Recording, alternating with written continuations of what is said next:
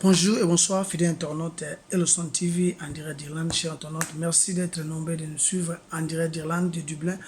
Aujourd'hui, nous sommes le 10 septembre 2021, l'heure de Dublin. Merci Nabino aux amateurs d'Elson TV. Tout est juste sa finalité à programme où il y a funéral, nous sommes tous les programmes, il y a frère ou bien compatriote Nabiso. Anissé Kizamba, Watuti Kabiso, père de 3 enfants, une femme, sa femme s'appelle Clavenote. Aujourd'hui, Singapour n'a pas précisé parce que oui, il est marié ou il était marié, père des enfants, officiel ici en Irlande, et puis officiel dans Zambie, parce que tu vas nous remettre depuis Kala,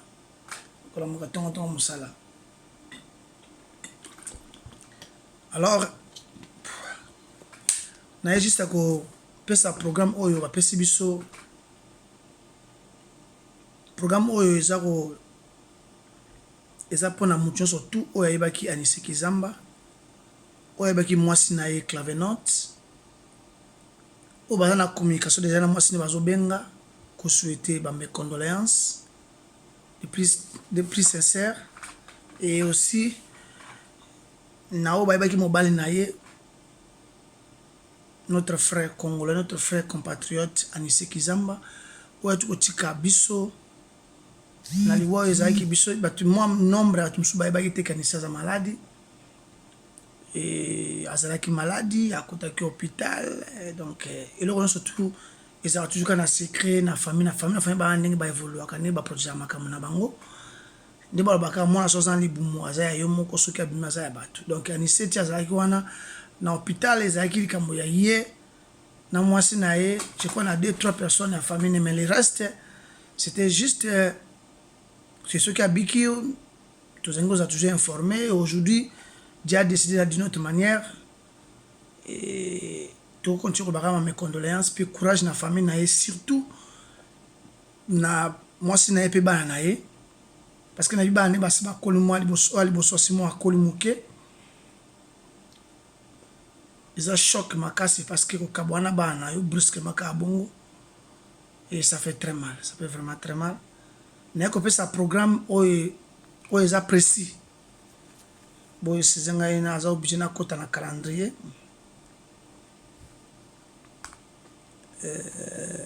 Voilà.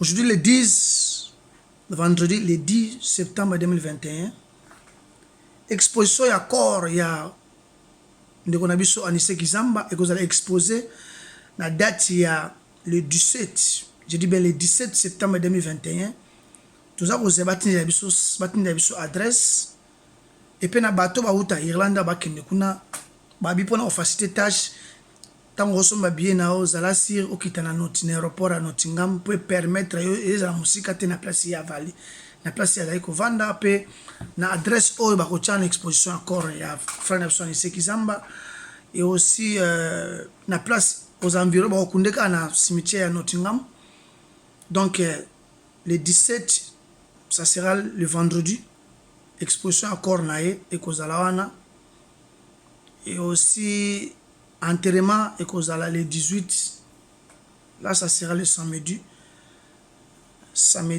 des jours ba kunda ndeko na biso Anissé Kizamba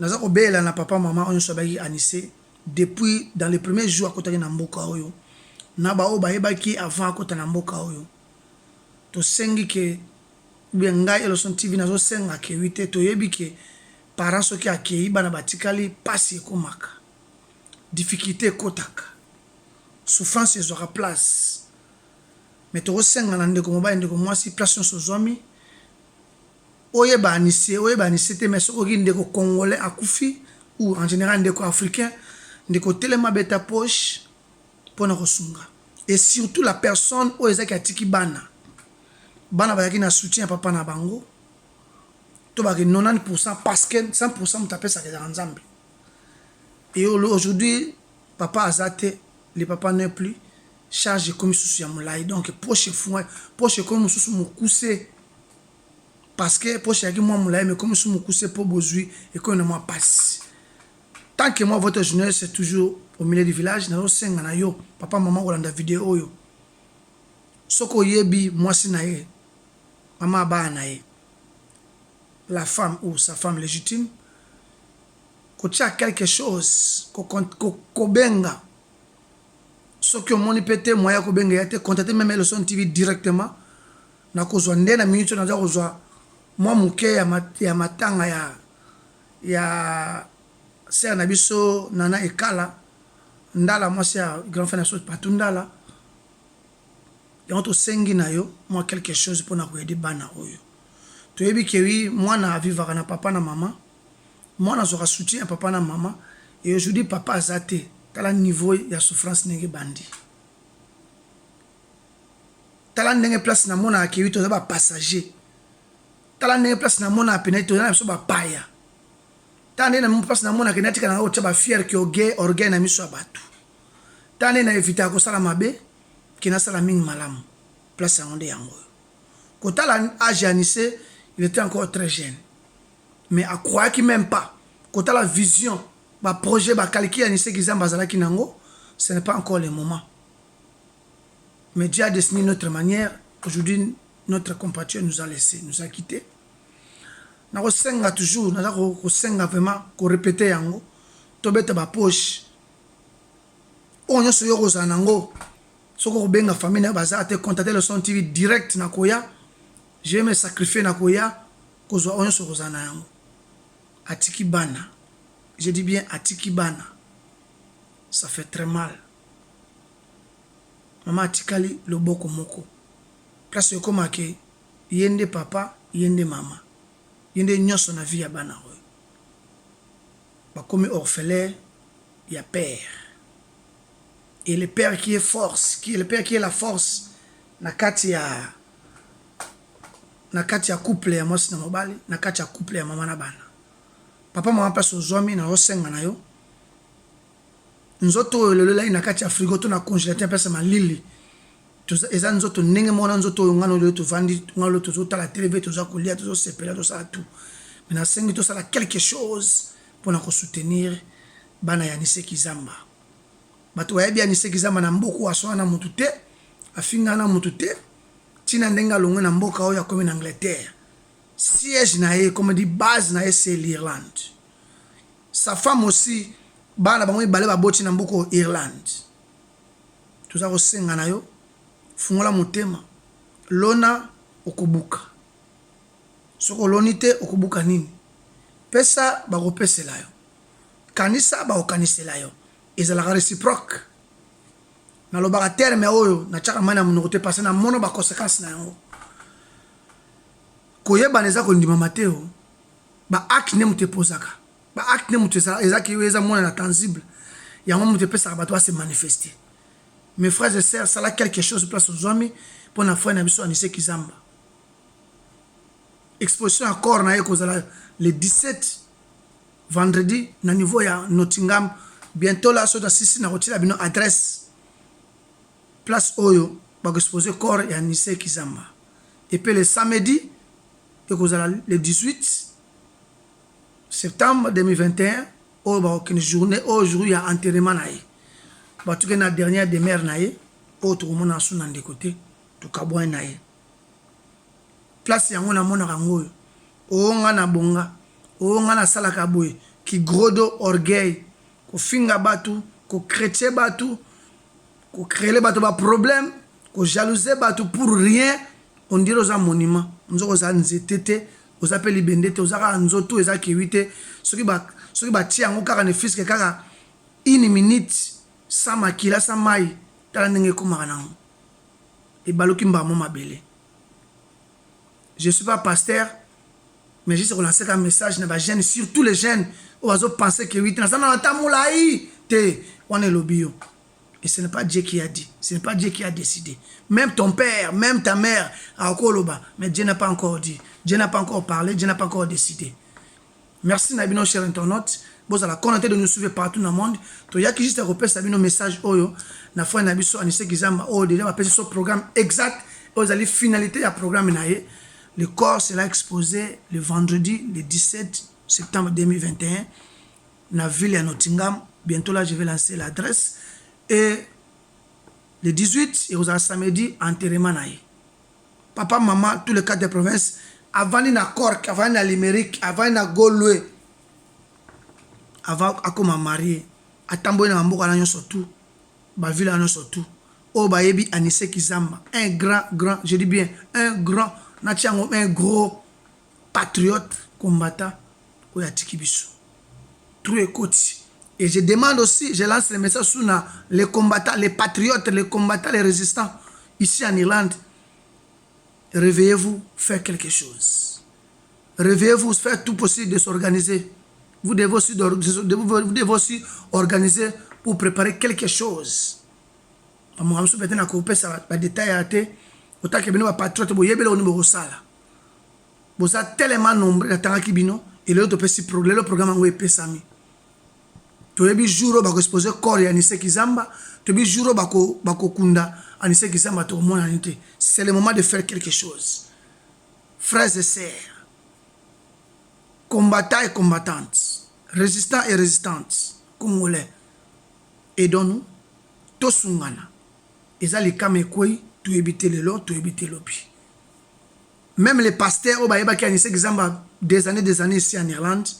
Oh bah il y Kizamba doit y combo ana mon papa Kizamba depuis le Congo ninga bouger place sur aux amis mais rendez-vous il y a rendez-vous il y a les 12 et pas il y a pasteur Guimo Kwanzo ils a toujours mérité to okutana wana ba ko lancer sous message quelque chose aux ana ngondeko yaka na ngota jour na dimanche na partir à 18h ba meko ko komisa ngone fiske soki anisa ko mona tela bonzo to me molimo na ye mona bana na ye ba mona ne fike papa na bango abundela kimboka il était aussi aimé na kati ya milieu congolais il était aussi aimé par rapport na combat za ko bunda juste pour la libération de notre pays et de notre nation nazana minga lo baté ça fait très mal place na mona ka jeune garçon zo kufa na mona ka natika o tia orgueil natika o critiquer batu natika o finga batu.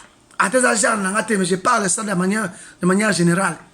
Les jeunes, nous devons et vous devez arrêter de se limiter de dire n'importe quoi derrière Mouninga, ko finga, ko critiquer. Mouninga sera bali, boakele ba flair, c'est pe là. Mouninga sali malamu, betele boakele ba flair, c'est pe là. PCR sous ba bénédiction, nzamba ko peso abese. Tant que vous bloquez Mouninga, ou se bloquer yomoko. Et puis attention à les jeunes, aux qui au lingo ça quelque chose pour construire chemin na yo pour chercher la bénédiction. Il y a quelqu'un soit des yaya, aza mukola, azo manipuler yo et vous acceptez ça. Il y a on a ba kebiso le son tout ça esprit à kosaranate. Ce n'est pas facile même yaya mora manipuler le son TV. Ne loko na moi que c'est pour mon bonheur. C'est pour bonheur ya ngai na ba na ngai. Pourquoi mutakolinga bloquer ngana? Moi le son je cherche toute la bénédiction. Ça a tout possible les jeunes ont comprendre que oui et là c'est un avantage na yo et ça avantage ya mona na yo na ba na yo na moi si na couple na yo na surtout na vie na yo moko personne ne peut te stopper faites tout possible quand ça le boko na yo sala yango fungola mutema na yo aider muninga de diaboliser quelqu'un de chercher des rancines des conflits inutiles surtout les jeunes ça sonne mal nzambe pas zoyoka pas zomona autre yaika na poto mais rien ne marche mutema na otia yango wapi nzamba ye place mutema na ezalaka na yebite mutema bena sala boyo sima te tu es bloqué quelque part non pas quelque part o te bloqué yo moko na vie na yo nzamba ye mutema na yo alors merci banderon surtout bozo ki tande sur TV na ki sera ko pesa bino et le programme exactement o ya ndeko na biso Anissé Kizamba peto bosa insulter pona likambo ya rapatriement ya corps ya sœur Nabiso Nana Ekala Ndala moi c'est à Patundala toujours ça demande l'argent toujours ça demande l'argent ndeko sala quelque chose to sungana to ebite lobby ndeko sala quelque chose to sungana to ebite lobby merci Nabino c'était Elson TV la voix d'Irlande tout est possible à votre émission toujours ici en Irlande bon s'abonner na Elson TV News bon la connecter 24/24 parce que émission oyo soki bozui yango na Elson TV journaliste na Facebook te okembala moko na YouTube na Elson TV News pour na rejoindre précisément encore na programme oyo ndeko tango zo ya dimanche et pas passer au Kwanzo dimanche le 18h mais au moins quelque chose na yo soki po kitina balbo gane pas ya grand frère na so Patundala na ndaku ya Nana oh nana za ko vana na mobile na ye mais vraiment quelque chose na yo ça demande l'argent tout etambola na mbongo to sungana lobi ba ko sunga yo surtout les jeunes na supplément ba jeunes coach espoir na maman na hote coach espoir na papa na hote coach espoir na ya na hote na noko na hote oyo abengi so na poto coach espoir te na yeba na te jour ko frapper yo vous allez comprendre. Un jour so dans basungi après singa makasi je vais commencer à lancer ma vidéo ya bato mona ke muto azoki matanga. Regardez les gens bazalaki wana, regardez les cahiers, regardez comment il avait réussi. Vous allez comprendre que oui c'est mieux à kolona, c'est mieux à partager. Anissé Kizamba, il était aimé partout, il était bien à tout le monde sauf rien. Jusqu'à ce qu'il était déterminé pour son combat, la libération de notre pays, la RDC, Congo démocratique du Congo. Merci Nabino, to sungana bandeko. To ebite lobby, nzambe na yebi. Nzambe na yebi. Ndeko beta poche, o sungana. To ebite. Ce qui peut nzamba saki ke 8 okomatana dipo, ozatana moi 5 6 7%. Soko pesi moi mbongo muke na matanga nana ya sena biso nana ekala ndala amati moi 8%. Tout ça aux luka bénédiction. Soko pesi moi quelque chose pour les grands patriotes anissé kizamba. Nzamba bakisi le parce que mbongo ezo kitana bana o baza innocent o bazali ba ke bana baza ezali pambo les grâce. Prière ya bana wana o ya koloba pona mbongo yo pesi na contribuer nzamba ko yo kango père osala quelque chose. Je suis sûr ndena ba ngala son TV na okota lola et je suis na okota ko nzamba e motema mutu lingo sala contrat na nzambe ko sala contrat na mutu mokili même si ton père même aussi ta mère ko sala contrat na été sala contrat na nzambe respecter ton père respecter ta mère mais sala contrat na nzambe c'est la réalité. Eza ndeko na yo yaya na yo cousin na yo leki na yo yaya na ndeko na tout soka za motema ngabe envers yo akofuta abana kofuta yango azoli azolala ya moni kolia kolala kolamuka ande za vite vision za nango mona te yo wa mokili vision za la raté donc ça bloquer la place moko boyo e baraté. Donc en réalité une personne un homme ou une femme doit avoir des visions où le temps futur n'est tout le bas comme d'habitude. Merci Nabino, merci na Foli Nongala Irlandais, Big Boss, Flat Hotel les Irlandais, merci na Claude Mpang Mobutu en direct de Dublin, merci na Aimé à Pipo les meilleurs garçons, merci na Justin Lota, Justin Lota, les bourgeois de Dublin, Medilove, merci aussi na qui encore, merci na Toda l'Espoir, Papa Yaban Ebele, en direct de Dublin, merci na qui un moutetel au Japon, Willow Pelé, on est ensemble, merci na Serna Anna Kisuka Maboboto.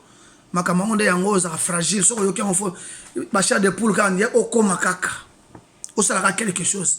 Merci na Massive Matabis nengo message ko pesa continuez toujours à donner yango mo nzamba za ko pambola ba chemeza ko kende. Merci na ma grande sœur propre ici en Irlande Fifi Mbaki ba Fifi ozo paniquer nini ozo lolenga nini. Il faut être une femme légitime, on va te considérer, on va aussi te respecter. Soko zakara boye fimbu ya musika ya bonza ya nzambe et puis ça va tout panique ya montra mokilo mona ngondo ya nzambe ba na passe yate la bénédiction de la pas Fimbaki. Merci Nabino, c'était le son TV la voix de l'Inde, tout est possible dans ma solo ya mon grand frère Mazapi au moté maman d'elle en direct de Portlich, on est ensemble venez biso Guy Kalamabi, on est ensemble les arts réalité ma solo soko pesité ba ko pesa nani. Merci Nabino et bonsoir à tout le monde, ciao ciao ciao ciao.